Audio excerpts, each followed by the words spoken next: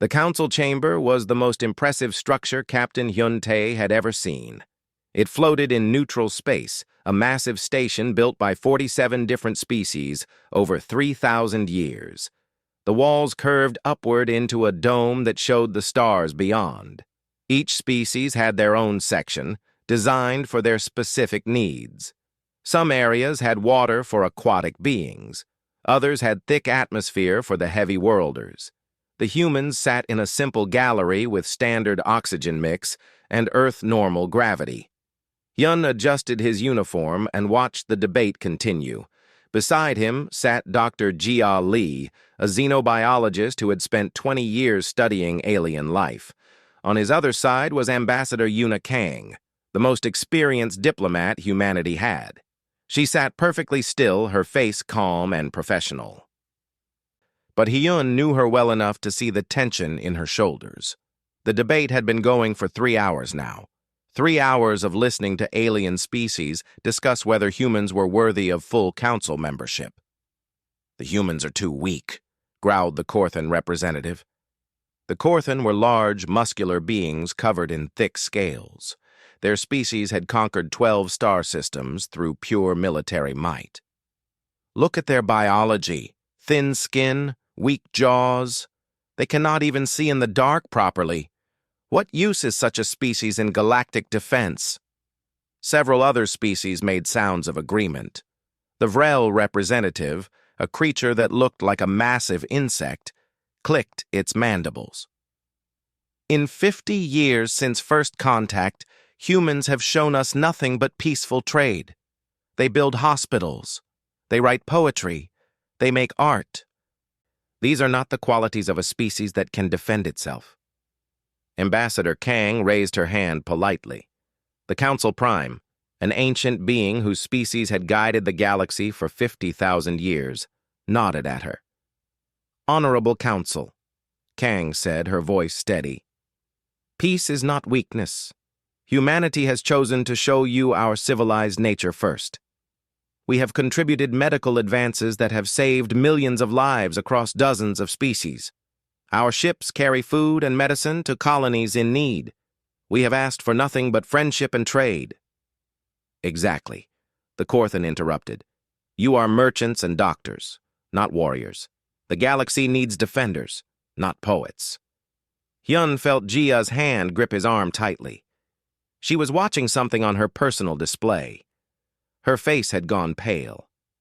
"What is it?" Hyun whispered. "Threshold 9. Jia said quietly. "The mining colony. There's a distress signal." Before Hyun could respond, alarms began blaring throughout the council chamber. Emergency lights flashed red.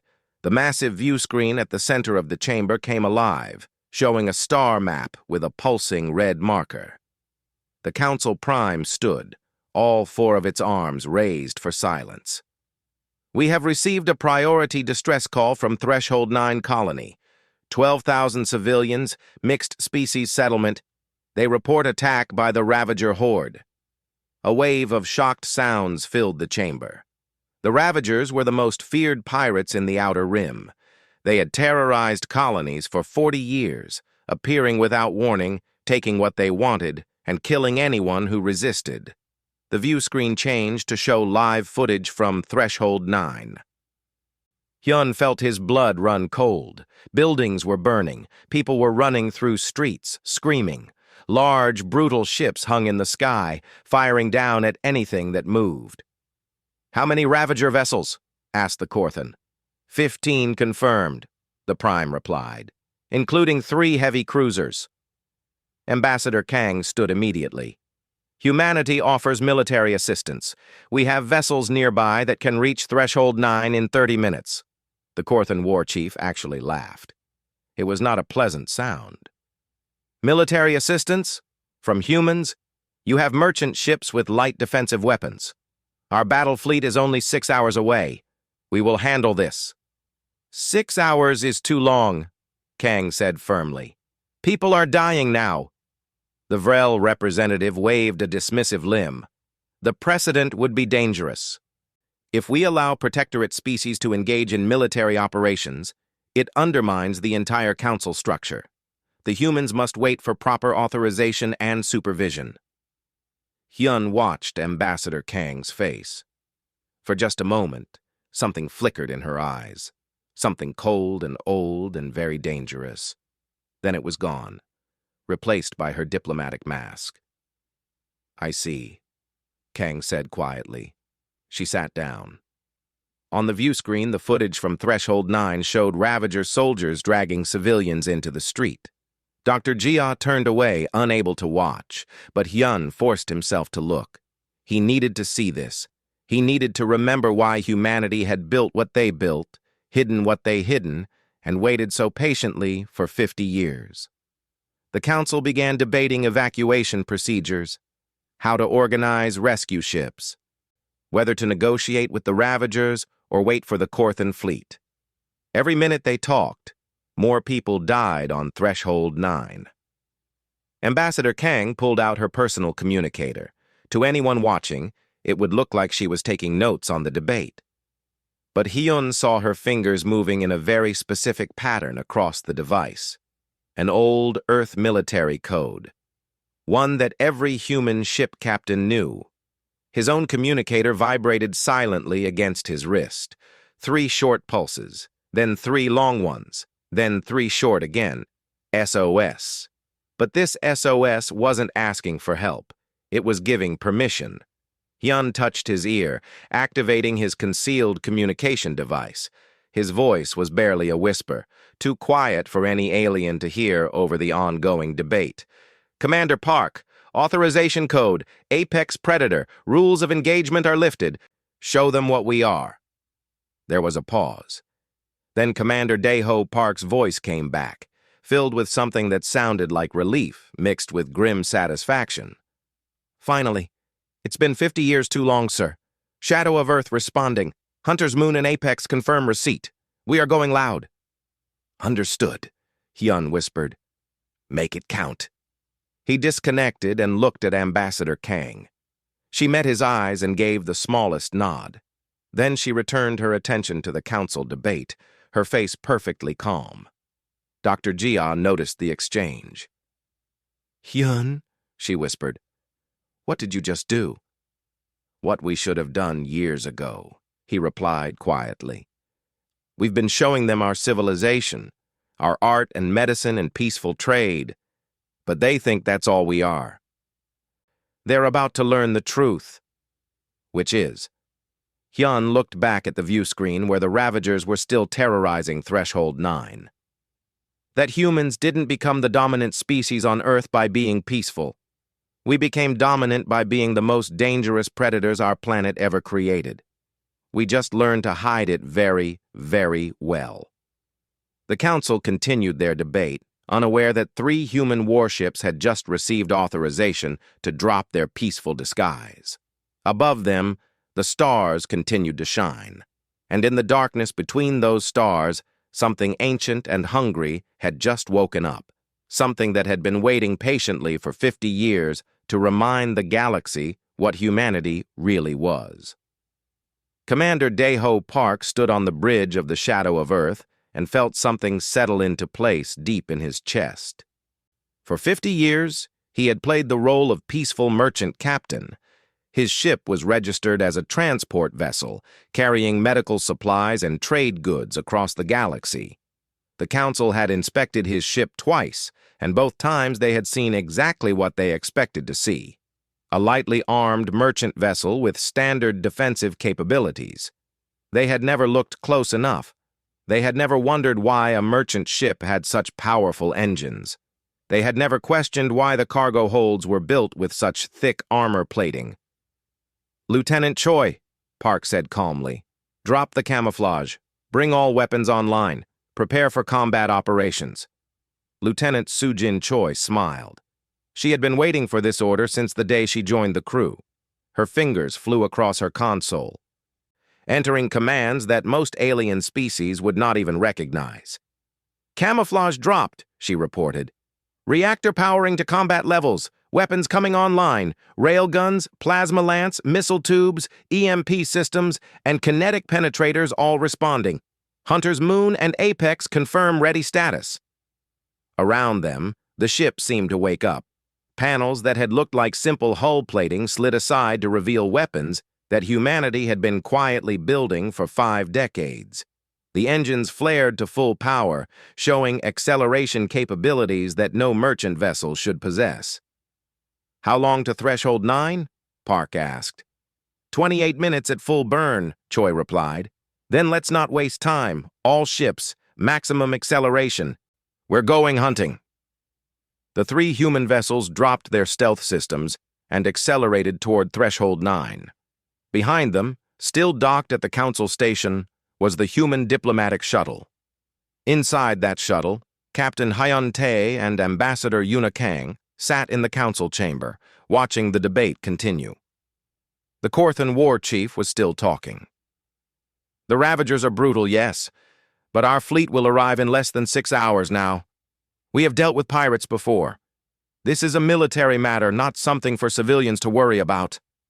Ambassador Kang raised her hand again. "Honorable Council, I must once more request that humanity be allowed to assist. We have resources closer than 6 hours away." "What resources?" the Vrel demanded. "You have shown us your fleet.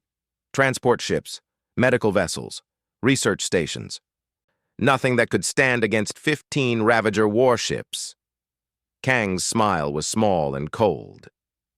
"We have shown you what we wanted you to see."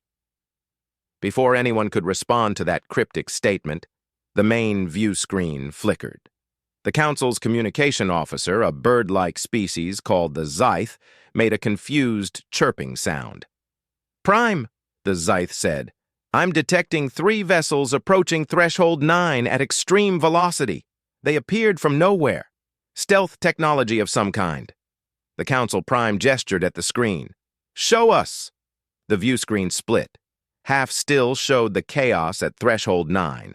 The other half showed 3 ships approaching at impossible speed. They were sleek and black, covered in weapon systems that no peaceful species should possess. They moved with a precision that spoke of military training and combat experience. "Those are human vessels," the Korthan said slowly. "But our intelligence reports say humans don't have warships." Dr. Jia finally spoke, her voice quiet but clear. "Your intelligence was wrong. We have warships. We've always had warships. We just kept them hidden where you wouldn't look." "This is a violation of Council protocols," the Vrel stated. "Protectorate species are not permitted to maintain secret military fleets." Ambassador Kang stood, and now there was no diplomatic softness in her voice. "We are not a protectorate species. We are an independent civilization that has been patient with your bureaucracy, but we never agreed to be defenseless. We never agreed to watch innocents die while you debate." On the screen, the 3 human warships reached Threshold 9. What happened next shocked the entire Council into silence. The Shadow of Earth didn't hail the Ravagers, didn't demand surrender, didn't attempt negotiation. It simply opened fire. A railgun slug traveling at a significant fraction of light speed struck the nearest Ravager cruiser. The impact punched completely through the ship's shields and armor, creating a tunnel of destruction that vented atmosphere and bodies into space. The Hunter's Moon targeted a second Ravager vessel with something the Council had never seen before.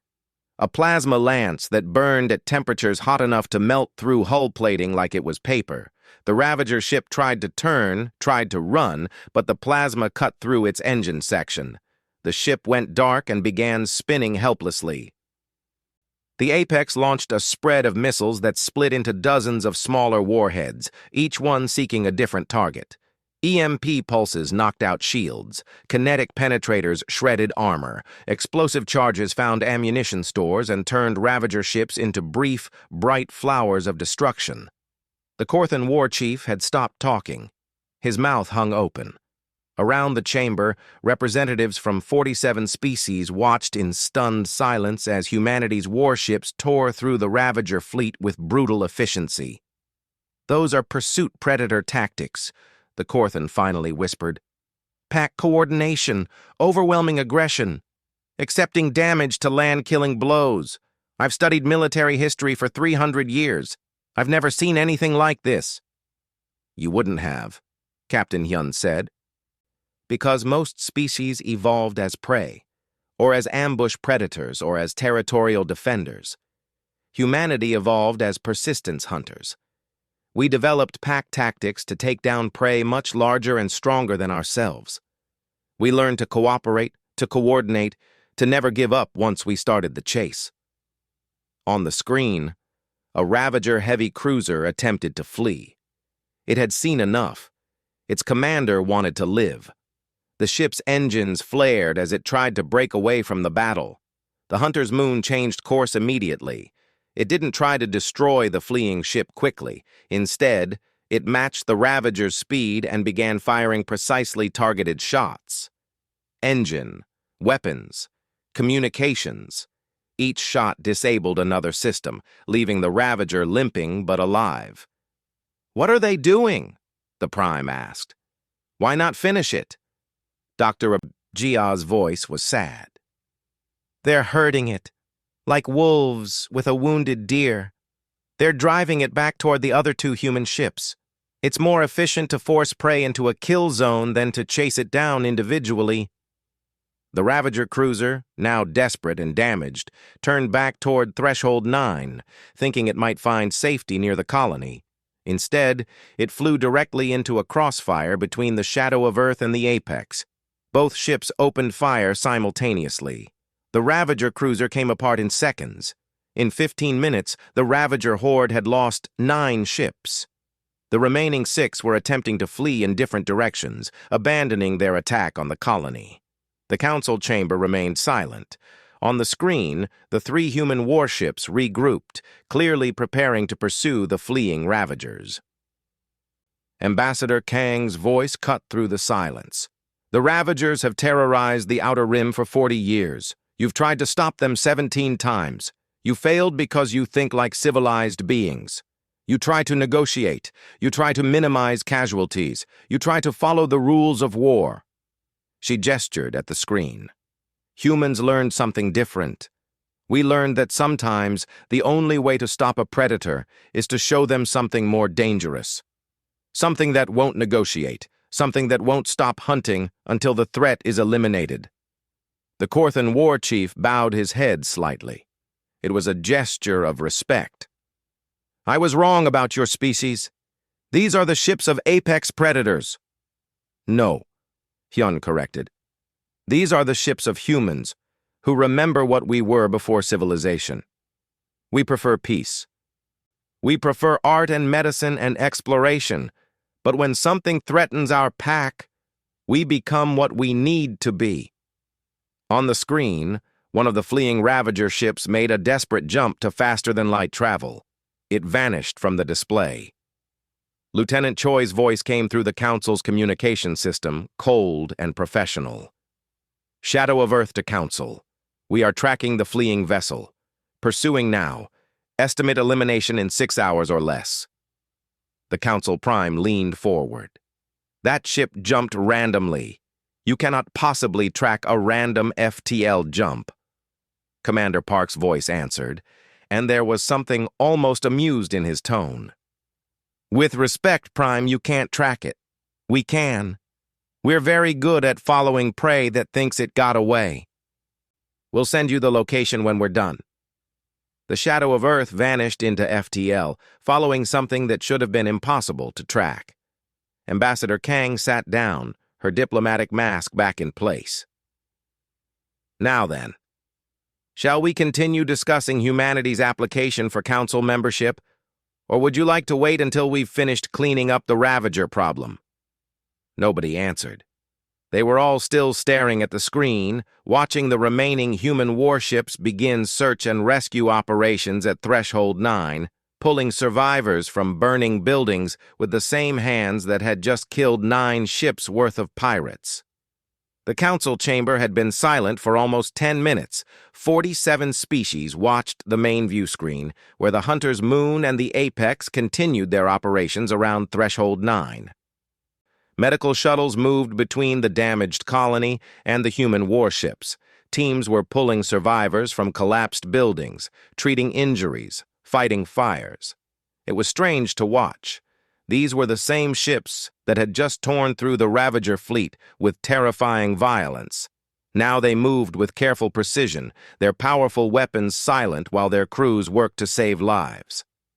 The Vrel representative finally broke the silence. "I do not understand. Your species can clearly fight. Why hide this capability for 50 years? Why present yourselves as peaceful merchants?" Dr. Gia stood to answer. She was a scientist, not a soldier, but she understood human history better than most. "Because we are peaceful. What you just saw is not who we want to be.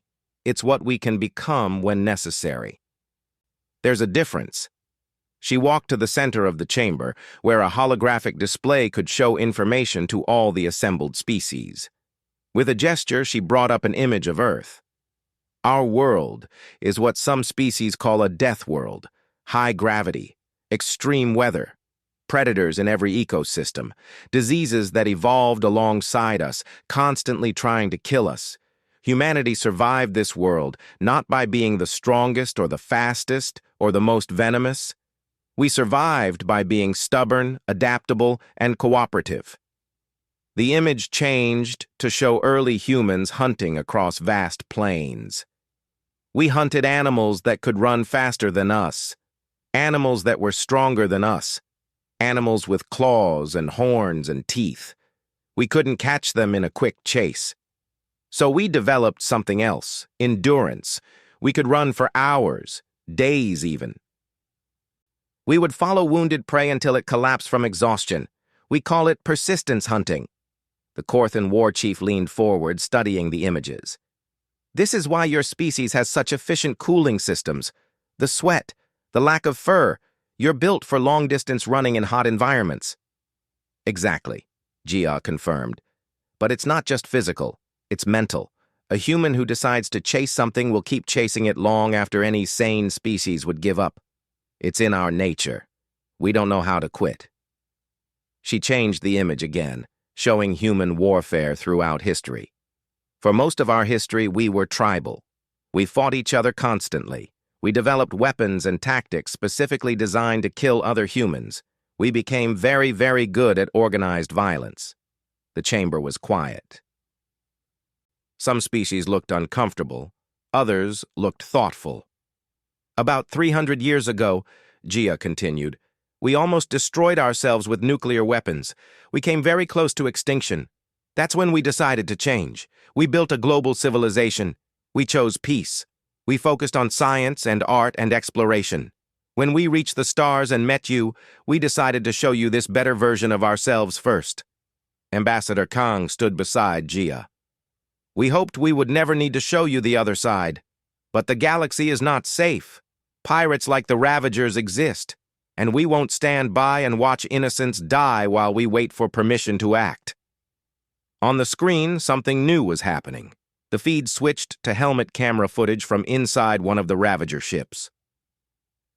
The Council realized with shock that human soldiers had boarded the enemy vessel. Sergeant Kaite-1 moved through the dark corridors with 4 other Marines. They wore armor that seemed to absorb light, making them hard to see even on the camera. Their weapons were compact but clearly lethal. They moved in formation, covering each other, checking corners, clearing rooms. They moved like predators. A Ravager pirate appeared at the end of a corridor, raising a weapon. The humans reacted instantly, no hesitation, no warning. 3 weapons fired simultaneously. The pirate fell. "They're hunting inside the ship," the Korthan said quietly. "Pack tactics, coordinated, efficient." The human Marines continued through the ship. More pirates tried to resist. Each time, the humans killed them quickly and moved on. There was no anger in their movements, no rage, just cold, professional violence. They found a group of Ravagers holding hostages from the colony. 3 civilians, including a child, were being used as shields. Sergeant Wan raised his hand. His team stopped immediately. For a moment, nothing happened. Then Juan spoke in a language the translator couldn't recognize at first. It took a moment for the council's systems to realize he was speaking in a Ravager dialect. "Release them, and you can leave on your escape pods. Fight, and you die here. Choose now." One of the Ravagers laughed and pressed a weapon harder against a hostage's head. "You won't risk killing the civilians, human. You're too soft. Everyone knows it." One's response was quiet. "We're not soft. We're controlled. There's a difference." Last chance. The Ravager made a mistake. He started to pull the trigger. What happened next was almost too fast to follow. One of the human Marines, a woman named Specialist Minji Han, fired a single shot that took the pirate in the shoulder. Not a kill shot. A precision wound that made his hand spasm and drop the weapon. Before the other pirates could react, the Marines had already moved. 2 shots, 2 more pirates down. The third tried to run and was tackled by one himself. The hostages were pulled to safety. The entire fight had lasted less than 5 seconds. "Medical," Juan said into his comm. 3 civilians need treatment. 1 child appears unharmed but in shock. 2 adults with minor injuries. Also 1 prisoner for questioning." Minji was already checking the civilians, her weapons holstered. Her armored hands surprisingly gentle as she examined the frightened child. "You're safe now," she said softly. "The bad people can't hurt you anymore." The council watched this in silence. The same humans who had just killed 2 pirates without hesitation were now comforting a terrified child. Dr. Jia spoke again. "This is what humans are. We can be brutal when we need to protect our pack. But we're also capable of great gentleness. The same hands that kill can also heal. This duality is what makes us human." On the screen, the Marine team was escorting the civilians back to safety. Behind them, the bodies of the pirates they'd killed lay in the corridors. Ahead of them, other Marines were setting up a medical station to treat injured colonists. "Your species is terrifying," the Prime said finally. It wasn't an accusation. Just a statement of fact. Ambassador Kang nodded. "Yes, when we need to be. But we're also the species that invented medicine to save lives instead of taking them. We're the species that writes poetry about the beauty of stars. We're the species that cries at sad stories and laughs at stupid jokes. We contain both extremes." She gestured at the screen. "Every human you see there is someone's child, someone's friend. Many have families waiting at home. They don't enjoy killing. They do it because sometimes it's necessary to protect people who can't protect themselves. And when the fight is over, they go back to being regular people who want nothing more than peace." The Korthan war chief stood. It was a gesture of respect in his culture. "I retract my earlier statements. Humanity is not weak. Humanity is perhaps the most dangerous species I have ever encountered. Not because of your weapons, but because of your control. You can turn your predator instincts on and off at will. That is truly frightening." Other representatives were nodding now. The Vrel clicked its mandibles in agreement. A water-dwelling species called the Nith made rippling sounds that the translator rendered as respectful acknowledgement. Ambassador Kang allowed herself a small smile. "We don't want to be feared. We want to be partners, allies, friends. But we understand that sometimes respect must be earned through strength. We've shown you our strength. Now we hope you'll also remember our 50 years of peaceful cooperation, our medical advances, our artistic contributions, and our genuine desire for friendship." On the screen, Sergeant Juan was helping a young Vrel civilian stand up. The Vrel was injured, one of its limbs damaged. Juan carefully supported the alien's weight and guided it toward the medical station, his movements gentle despite his heavy armor. "We are predators," Captain Hyun said, "but we're also pack animals. And now that we've met you, you're part of our pack. The galaxy is our pack, and humans will do whatever it takes to protect the pack." The main view screen flickered again. A new feed appeared, this one from deep space. The shadow of Earth had found its prey. Commander Park's voice came through the communication system. Council, this is Shadow of Earth. We have located the fleeing Ravager vessel. It jumped 4 times trying to lose us. It failed. Pursuing now. Estimated time to engagement, 30 minutes. We will broadcast the conclusion so you can see how humans hunt. The Korthan war chief sat back down slowly. I want to watch this. I need to understand how you tracked a random FTL jump.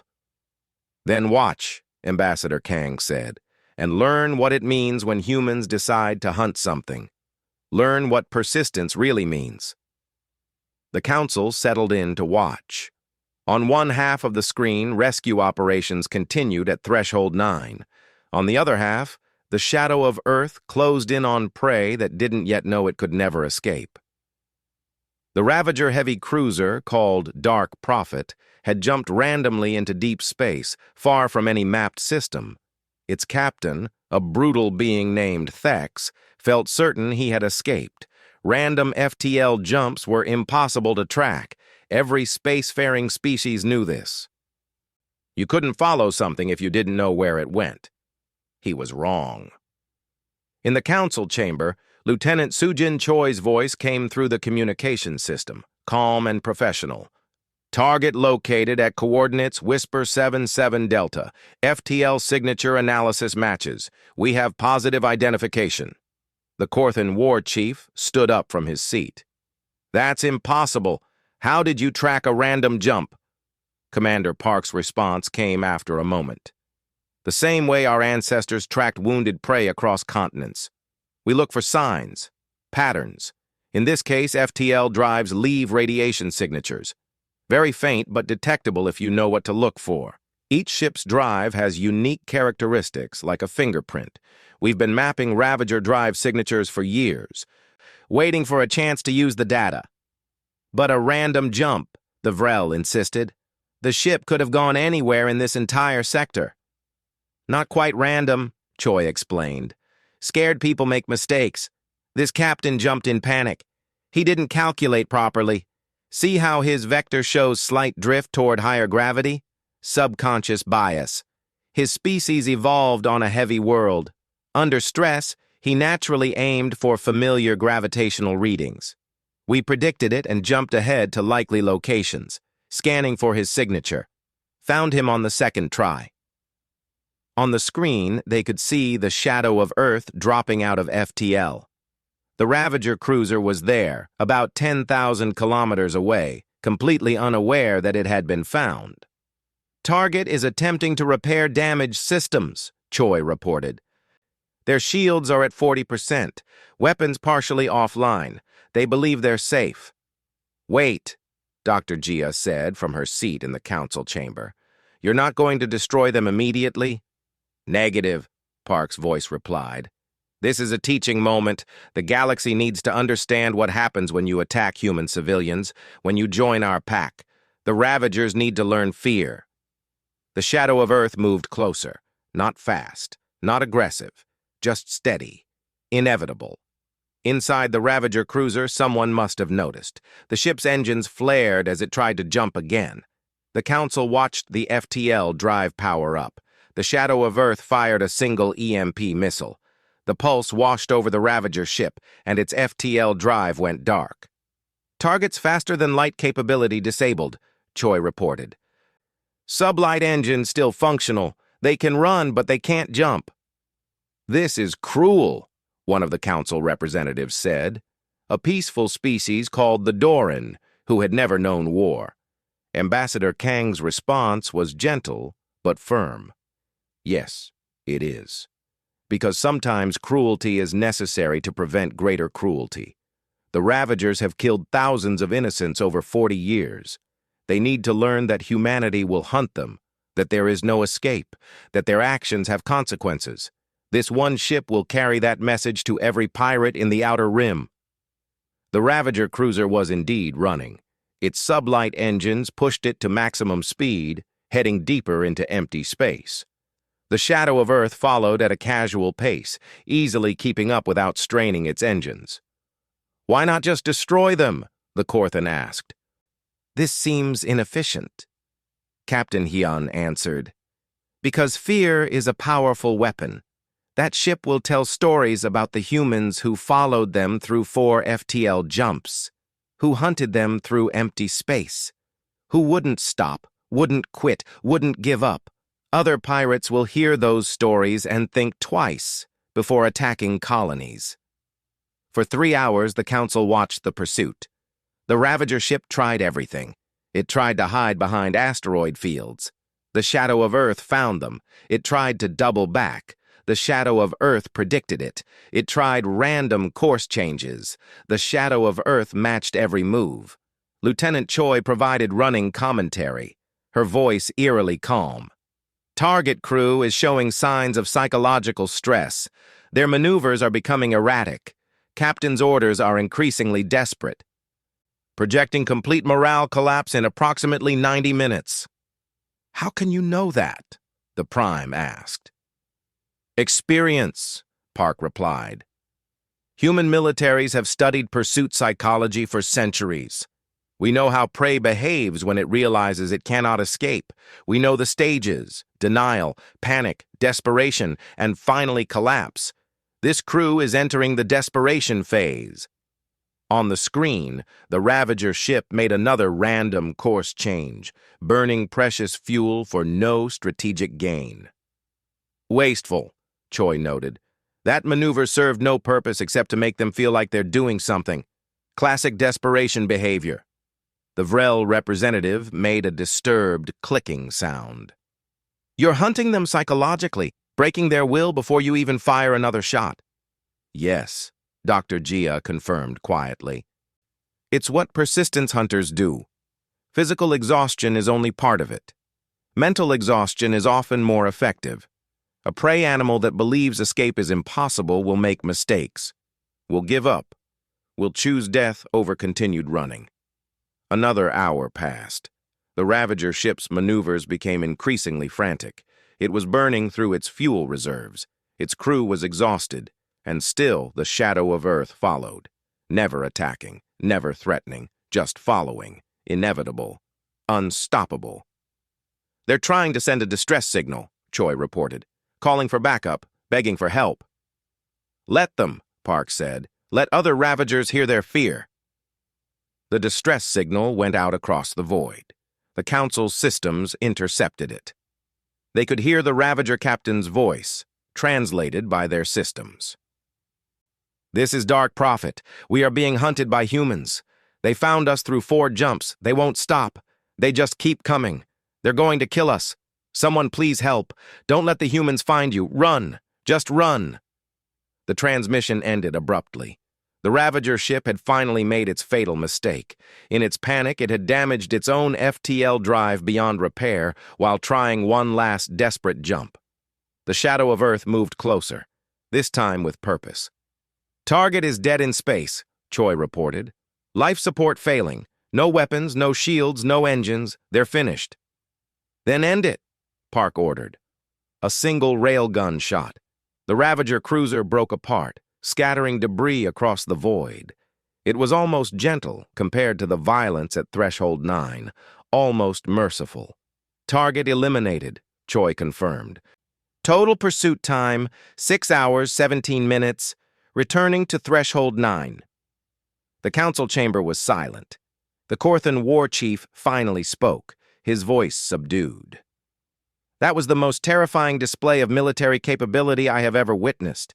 Not because of your weapons, not because of your speed, but because you simply would not stop.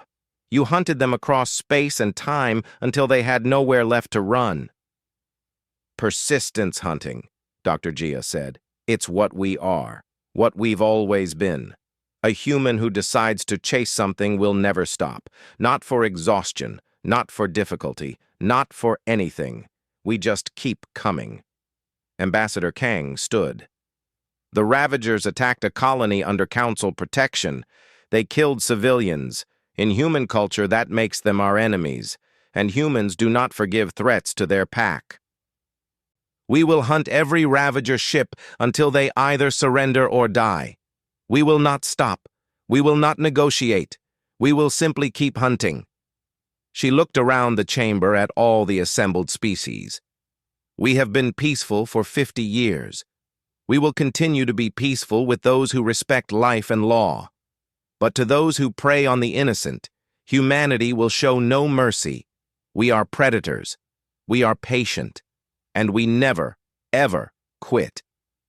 The screen showed the shadow of Earth turning back toward Threshold 9, where rescue operations were still ongoing. Behind it, the debris of the Ravager ship drifted in the void, a warning to anyone who might think humanity was soft. The Prime spoke slowly. "I believe we have seen enough. I call for an immediate vote on humanity's application for full Council membership. All those in favor?" Every hand, limb, tentacle, and appendage in the chamber rose. The vote was unanimous. "Then it is decided," the Prime declared. "Humanity is granted full Council membership, with all rights and responsibilities that entails. Additionally, I propose we formally request human assistance in eliminating the Ravager threat from the Outer Rim." The Korthan War Chief nodded. "Seconded.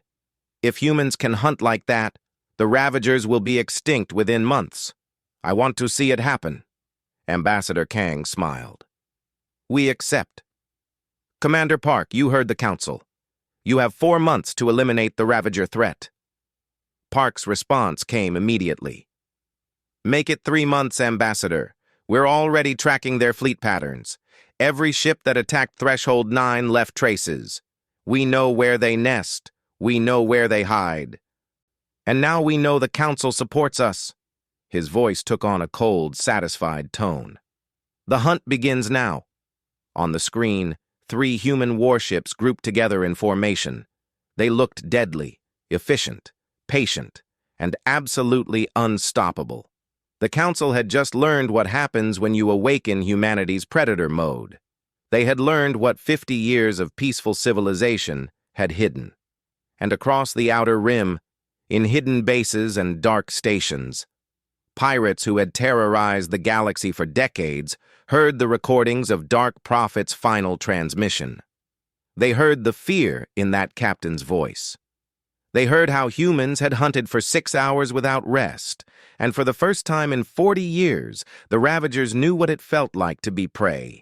3 weeks after the Threshold 9 incident, the Council received its first report from the human fleet. Commander Park's voice was professional, as always, but there was a note of satisfaction underneath. "Council, this is Shadow of Earth. We have eliminated 17 Ravager vessels in the past 21 days. 0 civilian casualties in any engagement. We have also recovered significant stolen goods and rescued 43 prisoners the Ravagers were holding. We're transmitting coordinates for pickup." The Korthan War Chief studied the tactical data. 17 ships in 3 weeks. That's faster than I predicted. How are you finding them so quickly? "Pattern recognition," Lieutenant Choi explained. "Ravagers thought they were unpredictable. They were wrong. Every species has patterns, places they feel safe, routes they prefer. We studied 40 years of Ravager attacks and built a prediction model. Now we just go where we know they'll be." The Vrel representative made an uneasy clicking sound. "You make it sound simple." "It is simple," Park replied.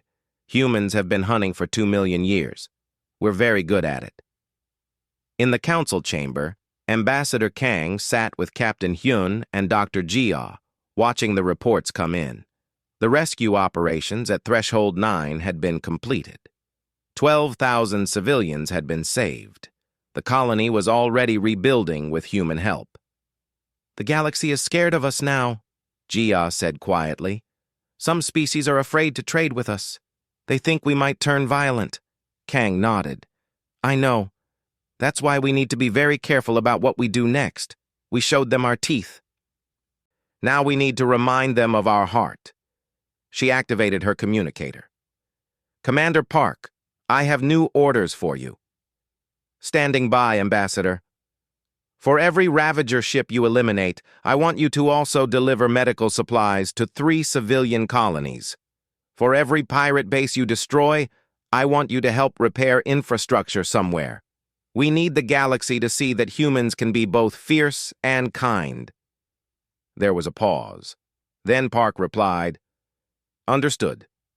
We'll make it happen." Over the next 2 months, the galaxy watched something unprecedented. Human warships would hunt down Ravager vessels with ruthless efficiency. Then those same ships would dock at struggling colonies and offload food, medicine, and building materials. Marines who had fought pirates in the morning would help rebuild schools in the afternoon. Sergeant Ki Tae-won found himself in many such situations. One day he would be clearing a Ravager base, the next he would be helping alien children plant gardens. It was strange work for a soldier, but it felt right. "Why do you help us?" a young alien child asked him one day.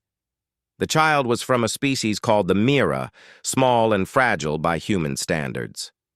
One knelt down, his armor making a soft whirring sound. "Because protecting people isn't just about fighting. It's also about making sure they have what they need to live good lives. My job is to keep people safe, all people. That includes you." The child thought about this. "Are you still scary? Like in the videos?" One smiled behind his helmet. "Only to bad people. To good people, I'm just someone who wants to help." In the council chamber, reports continued to arrive. 50 Ravager ships destroyed, 100 prisoners freed, 20 pirate bases eliminated, and everywhere humans went, they left medical supplies, food, and help. The fear began to change. Species started to understand that humanity's violence was controlled, directed. It wasn't random aggression. It was protection. The Korthan war chief approached Ambassador Kang one day. "I misjudged your species badly. I thought you were either weak or aggressive. I didn't understand you could be both strong and gentle." "Most species can be," Kang replied. "But humans have had a lot of practice switching between those modes. We had to learn it to survive." "Your campaign is almost complete," the Korthan noted. 2 months and 7 days. The Ravagers are nearly extinct. What will you do when the hunting is finished?" Kang smiled. "We'll go back to what we were doing before. Trade, medicine, exploration, research. The hunting was necessary, but it's not who we want to be. And if another threat appears, then we'll handle it. Just like we handled this one. That's the deal we made with ourselves 50,000 years ago, back when we lived in caves. We agreed to control our predator instincts, to build civilization, to be kind and creative and curious. But we also agreed to never forget what we could become if our pack was threatened. Every human carries both sides inside them." 2 weeks later, Commander Park sent his final report. "Council, this is Shadow of Earth. We have located and eliminated the last Ravager fleet. 68 ships in total over 3 months. The Ravager threat is ended. We are returning to regular patrol duties." The council chamber erupted in sounds of approval and relief. 40 years of piracy ended in 3 months. But the report that followed was even more interesting. It came from colony after colony across the Outer Rim. Humans had delivered supplies to 93 different settlements. They had helped rebuild 47 damaged stations. They had trained local security forces in 62 systems. Everywhere the human fleet went, they left things better than they found them. The Prime called Ambassador Kang to a private meeting. They sat in a quiet room overlooking the stars. "You scared us," the Prime said softly. "Intentionally." Kang didn't deny it. "Yes, the Council wasn't listening. We were being pushed into protectorate status while pirates attacked colonies with impunity. Sometimes the only way to be heard is to remind people that you're not as harmless as you seem." "Was it worth it? Some species still fear you." "Fear isn't what I wanted," Kang said, "but respect is necessary. Before Threshold 9, the Council saw humans as weak, useful for medicine and trade, but not real partners. Now they see us as equals. That's worth something. The Prime studied her with ancient eyes. What happens when the galaxy no longer needs your predator mode? When peace returns and there are no more threats? Kang smiled. Then we go back to what we do best. We write poetry. We paint pictures. We explore new worlds and make new friends. We build hospitals and schools. We study the stars and wonder at the mysteries of the universe. We're very good at peace, Prime. We've been practicing it for 50 years. She stood and walked to the window. But it's comforting, isn't it? Knowing that if the darkness really comes, humanity will meet it with the same instincts that made us apex predators on a death world. We're pack animals, and the galaxy is our pack now. We'll protect it. The Prime considered this. You contain contradictions, violence and gentleness, brutality and kindness. Most species are more consistent. Consistency is overrated, Kang said with a smile. Humans survived because we could adapt. We could be hunters when we needed food. We could be farmers when we needed stability. We could be warriors when we needed protection. We could be scholars when we needed knowledge. We contained multitudes because we had to. Our world demanded it. Months passed. The galaxy settled into a new normal. Human vessels patrolled the outer rim, but now they were welcomed rather than feared. The symbol of Earth became associated with safety rather than danger. On Threshold 9, now fully rebuilt, they erected a memorial. It listed the names of all who died in the Ravager attack. At the bottom, it had a simple inscription in dozens of languages, protected by humanity, never forgotten. Sergeant Wan stood at that memorial one day, with Specialist Minji Han beside him. They had both been at the battle. Both had killed pirates that day. Both had saved civilians. Do you think we did the right thing? Minji asked. Showing them what we really are? Wan thought about it. We didn't show them what we really are. We showed them one part of what we are, the dangerous part. The part we keep locked away most of the time. But they also saw us helping rebuild, treating injuries, comforting scared children. That's just as real. So what are we really? Both, Wan said simply. We're both. And maybe that's okay. Back in the council chamber, a new debate was beginning.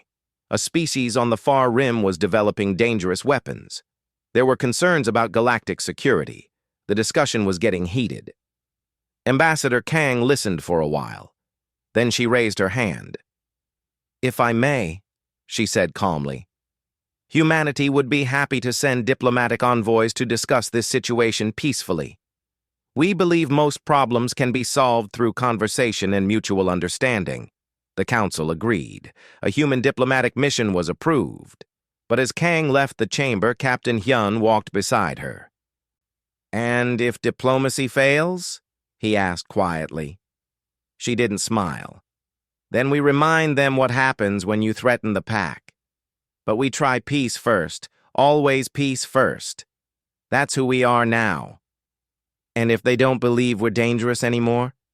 If they think Threshold 9 was luck? Now she did smile, and it was cold. Then Commander Park can take the shadow of Earth and remind them. But I don't think that will be necessary. The galaxy has long memories. They remember the humans who hunted for 6 hours without stopping, who eliminated 68 pirate ships in 3 months, who moved like predators when their pack was threatened. She looked up at the stars.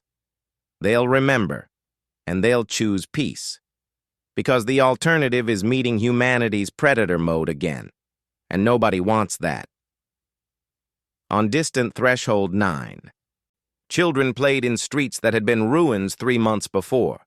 Families lived in homes that humans had helped rebuild. Security forces trained by human marines kept watch with new confidence. And in the darkness between the stars, 3 human warships patrolled silently. The Shadow of Earth, the Hunter's Moon, and the Apex. Their weapons were quiet. Their crews were relaxed. They hoped they would never need to hunt again. But if the call came, if civilians needed protection, if the pack was threatened, they would be ready. Because humans never forgot what they were. They just chose every single day to be something better. Until they couldn't. Until someone made them remember that before humanity had poetry and art and medicine, they had been the most dangerous persistence hunters Earth had ever created. The galaxy had learned this lesson. The Council witnessed it in real time, and they would never forget the day they saw humanity's Predator mode released. On the hull of the Shadow of Earth, painted in simple letters that could be read by any species, was humanity's new motto. A promise and a warning, both at once. We sleep peacefully, so you can too. But we are always watching. We are always ready. We are always hunting. The age of human peace had returned. But now it was a peace backed by the certain knowledge that humanity could become something else if needed. Something ancient and dangerous and absolutely unstoppable. And somehow, that made the peace even more valuable.